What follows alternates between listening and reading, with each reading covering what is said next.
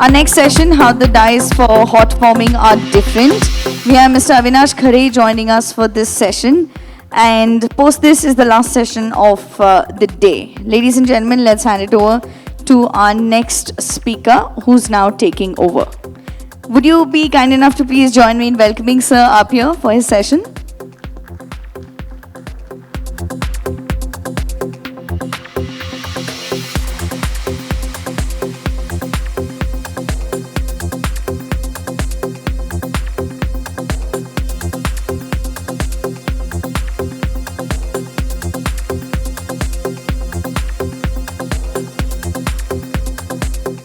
Hello. Yeah. Good afternoon, ladies and gentlemen. Now, I know it's a difficult task to stay awake at this hour. The topic that I am going to cover is how hot forming dyes are special. Now, hot forming is under discussion. It is evoking a lot of interest from automotive community and for the valid reasons. So, we'll see how our regular tool rooms can gear up and diversify into making hot forming dyes also. Okay. So, I have to of course give you a background of where they are required, why they are required, and then how the dyes are different and how the dye manufacturing technology needs to be tweaked. Okay. So, we are covering why hot stamping is becoming a hot topic, literally, and what is the hot stamping process in brief, construction and features of hot stamping dyes, design and simulation of hot stamping dyes and manufacturing equipment required for them, competencies that need to be developed, and the merits and limitation of hot stamping as compared to alternative solutions. So that's my agenda, though not necessarily in the same order, but this is the agenda. Yeah. So, few decades back, 2-3 decades back, ARAI used to do only this testing for validating a vehicle design. That is full frontal crash. That was only being done at 60 kmph. So, vehicle is accelerated 60 kmph and rammed into the wall. And then it is checked for a good crash or a bad crash. Now, of course, a crashed vehicle can never look good. It will always look bad. It will always look terrible. But then there are norms of defining what is a good crash and what is a bad crash. So, good crash is one where after the crash, the steering does not pierce the driver's tummy. Because statistically, most of the deaths are reported to have happened because of steering column entering into the driver's tummy and damaging the pancreas specifically. And another thing is most of the time accidents are followed by fire. So all the 4 doors of the car should open after the crash so that passengers can come out. Now these are the 2 norms to decide what is a good crash and what is a bad crash. Okay. But as years have gone by, the requirement went on increasing and increasing. Okay. Now we have offset frontal crash requirement, we have rear impact compliance requirement, side impact, angular frontal, and collision with a pole. Collision with a pole is nastiest thing because literally the forces are concentrated in a very small area, contact area. So the pole cuts through the car like a knife. So actually that's most damaging. And there are some more additional things, like there is a valley drop test where car is simply dropped in the valley and the damage to the roof is also assessed. And then there is a rollover test that car is hit with a side impact and how many times it tumbles before coming to rest. Okay. So all these compliance requirements have gone up. And if your car design has to be safe enough for ARAI to certify your design, then of course you have to make the car sturdy, which means that making the car with the thicker material, with more reinforcements, with bigger weight of the car. Okay. So that's the requirement.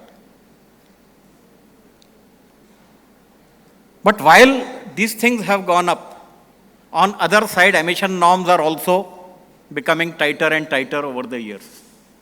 Okay. 20 years back, idling emission test, that PUC certification, was about the only test which was being done to certify whether the car is roadworthy or otherwise. Okay. But as years have rolled by, we went on adding so many norms, and so much so, I mean, beyond this also, this is up to 2015.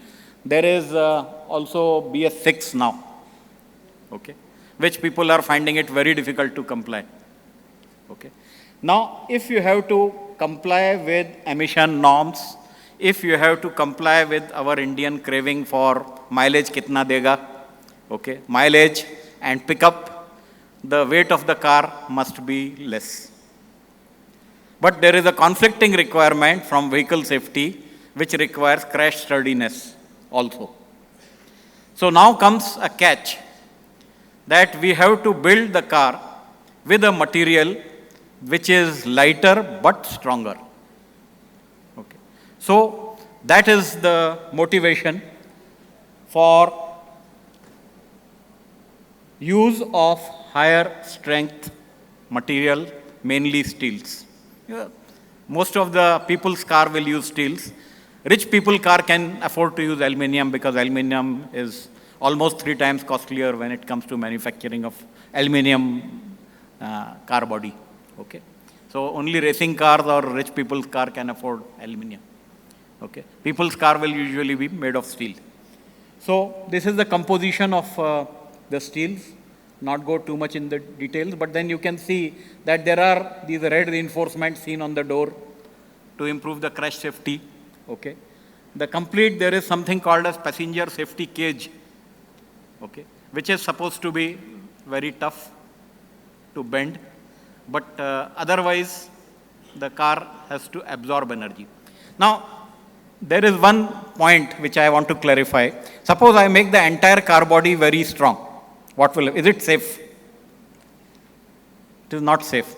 Maybe it is safe for the passenger who is inside, but the car will keep on bouncing like a ball until it hits somebody, and that somebody will die.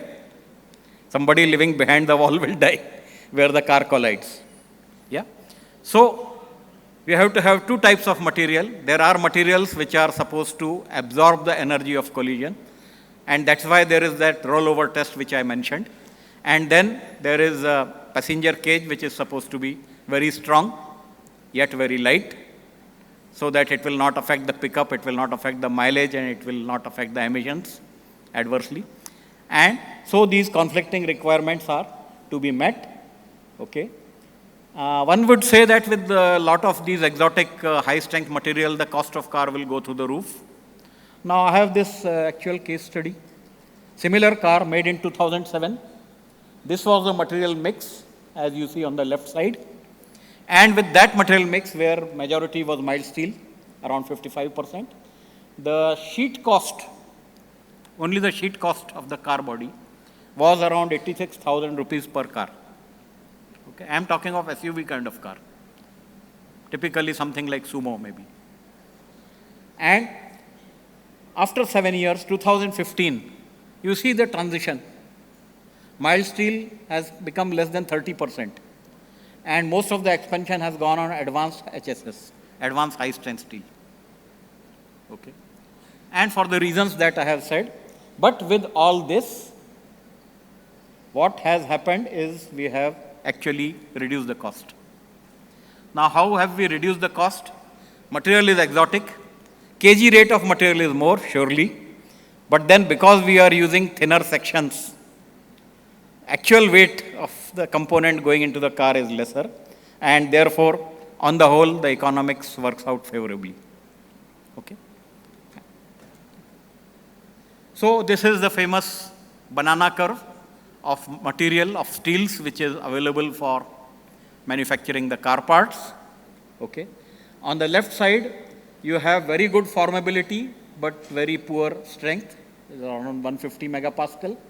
And as you go on the right side, the formability deteriorates, but the strength increases. So you can have either or. Either you can have strength or you can have formability. But then we need both, obviously. And you see a dotted line somewhere around 700. Okay. Anything to the left of it, you can do with cold forming, but anything to the right of that line has to be only hot formed.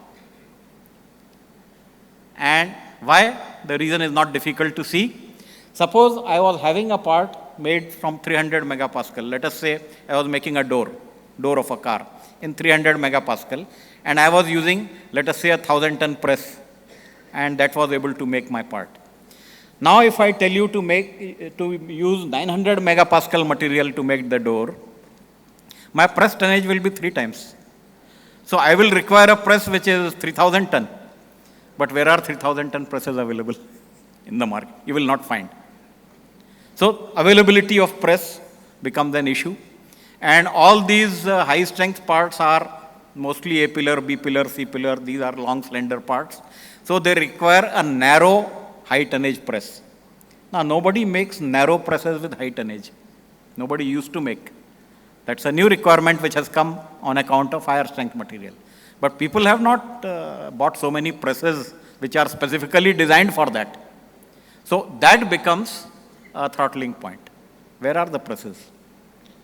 Where are the presses? We can decide to use high strength material. Where will you form it? Where are the presses with the stamper?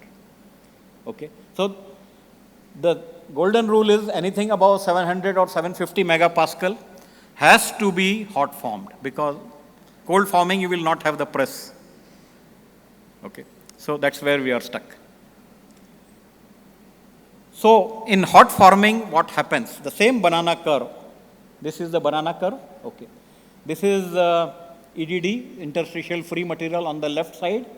Then you have HSLA, you have TRIP, you have dual phase steel, and you have MART. Now these material scientists have been reading apparently a lot of mythological books, because our mythological gods, they have normal human size in the normal circumstances, but when Sankat comes, they grow bigger. So also you need material behaving in the similar way, that in the normal course, when the material is to be put in the die, it should be not so strong, so that with lesser energy you are able to form. But when the car crashes, then it should suddenly grow big and develop strength. Okay. So lot of materials have been developed in that line, which is strain rate sensitive and which precipitate martensite when there is a sudden rate of change of shape. Okay, strain rate sensitivity, so called, right? So when accident happens, the material will become stronger, and that is why when you need it to be stronger. For manufacturing, for keeping in the die, if it is weaker, it is better. For lesser MSCB bill, you are able to do the manufacturing, isn't it? So that is that. So we have come here. When you do hot forming, the art and science is that you mostly use boron-based steels. Okay. The virgin boron-based steel is somewhere in the middle, that 22 MnB5 that you see there. Okay. That is somewhere around 500 megapascal. Okay. When you heat it to around 920 degrees, 950 degrees, that is austenizing temperature, the entire phase gets transformed to austenite, okay, which is very ductile. So the strength reduces to maybe 150 megapascal on the left side. Okay. So when you keep it in the die sees a material of 150 megapascal. So it is very readily possible to draw, right? But within the die, if you cool it very fast, then the properties migrate across the band and it goes right up to the martensite. Okay, on the right extreme, 1400 megapascal is what you see. Okay, so 1400 megapascal is what you see on the right side. Okay, so you have laddus in both the hands. When the material is put in the die, it is weak. When it goes in the car, it is strongest. Okay. So this is the hot forming process. This is the merit of hot forming process. And the parts which are candidate for hot forming are these parts. Of course, I'll not name them. There are something like 12, 13 parts. And in hot forming, unlike in cold forming where you require 4 dies, 5 dies per part, here you require just 1 die per part. Yeah, so with just 1 die per part. So basically for a model of a car, a new model, you will require 13 parts which are to be hot formed, which means 13 dies. Okay. So in Indian market, suppose there are 10 new models introduced every year, so 130 dies are required. That is the thumb rule. Okay. So that is the requirement of the market, you can say. That's the gross requirement. Okay. Now, cooling very fast is the key because there is infamous TTT curve, temperature time transformation curve, which metallurgy friends will remember. And these graphs have a nose. Okay. So if you cool from 900 to near room temperature very fast, within 1 second, you follow the blue curve. And from austenite, you almost convert to 100% martensite, pure martensite. But if you cool slowly, you may end up in green. This red curve is the realistic curve which people are gunning for when they make hot forming dies. Okay. But if you follow the green curve, you will not have martensite, so you will not have higher strength material. You will have ordinary material. You will end up in bainite perlite. So even though you may have a hot forming die, a hot forming process, a hot forming press, if the rate of cooling is subcritical, you will not get the high strength in the part. And that you can only check destructively afterwards, whether you have got the strength or you have not got the strength. You have to crash it and see. Right? So that is the tricky part of it. That rate of cooling becomes absolutely sacrosanct. Yeah. Now this is just summary of some materials. All of them have boron. Everything has a B5, B3, B5 suffix. So these are all boron based steels which are used for hot forming because this is giving you the best conversion to martensite on cooling, rapid cooling. So that is the material. This is how there is a ill effect also, however, that there is a thick layer of aluminium and iron composite on after hot forming. So you have a thick hardened layer, okay, which is sometimes troublesome in hot formed parts. And can you play the video, please? I will not be able to play from here. Can you click the video, please? Now, this is a hot forming process. So, it has got an overhead round conveyorized furnace. So, there is a round furnace, circular. Less depressed than we are now. We have been taught that hard work. That was not my video. Yeah, this is the video. So, you see, robots are required because the part is hot. It is white hot. It is kept in the overhead furnace. The blank is shoved from one slit. It goes around and comes from the other side in red hot condition. Robo is supposed to pick it up and put it in the press. So that's the kind of automation which is essentially required. Because you can't handle it by hand. 900 degrees centigrade, how can you do it by hand? This is something which I will explain shortly what this is doing. Okay. So this is just a proposal view. Long back I had asked Schuler to give a proposal to me for hot forming to Tata when I was in Tata Motors, and this was the proposal they had submitted then. So anyway. So this is just a view of hot forming. Then you can, to cool rapidly, you can quench it in water as well. So you can see the temperature is dropping down. Okay, I guess I have done. So basically what I said, that there is a round furnace which is overhead, which is having conveyor inside.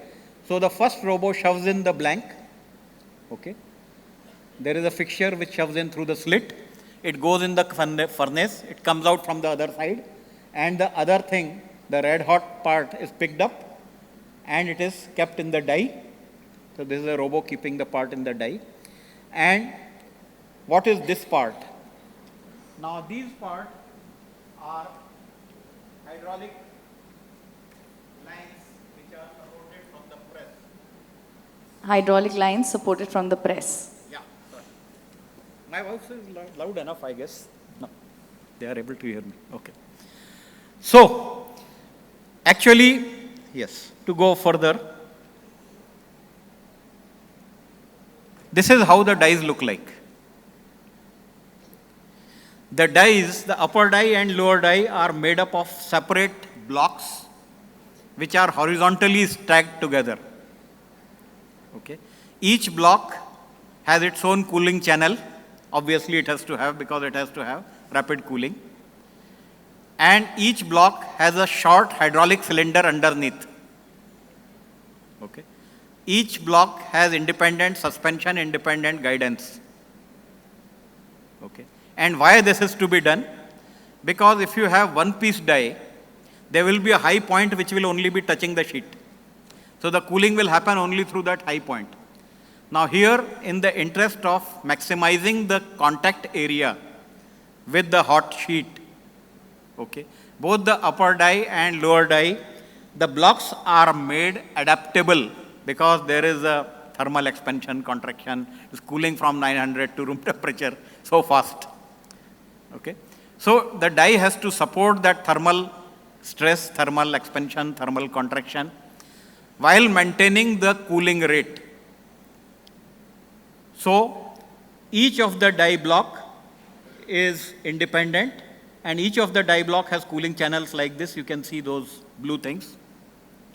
And it is very tricky to make these cooling pathways because it is called conformal cooling channels. It has to be parallel with the curved surface below 5 mm depth or 7 mm depth. Okay, so that it can efficiently pump out heat from the sheet very fast. Right? Yeah? Time is up? Okay, I have not even come to the subject. Okay. Okay. So, this is how the dies will look like. It is made in blocks, and what is important is to make the cooling channels which are curved. They can only be made through additive manufacturing or through deep hole drilling, if you please, with some compromise. Yeah. So sorry about cutting my talk halfway, but it's better to leave some curiosity, and those who are interested can always get back to me. Okay. Thank you, sir. Thank you, sir, for being cognizant and understanding. May I please request Mr. Raj Singh to join us and hand over a token of felicitation to our wonderful speaker. Ladies and gentlemen, with this is the last session, and post that 15 minutes we have our lucky draw that's happening. May I please request Mr. Khare to join us center stage. Ladies and gentlemen, please join us in thanking him for his time and the presentation.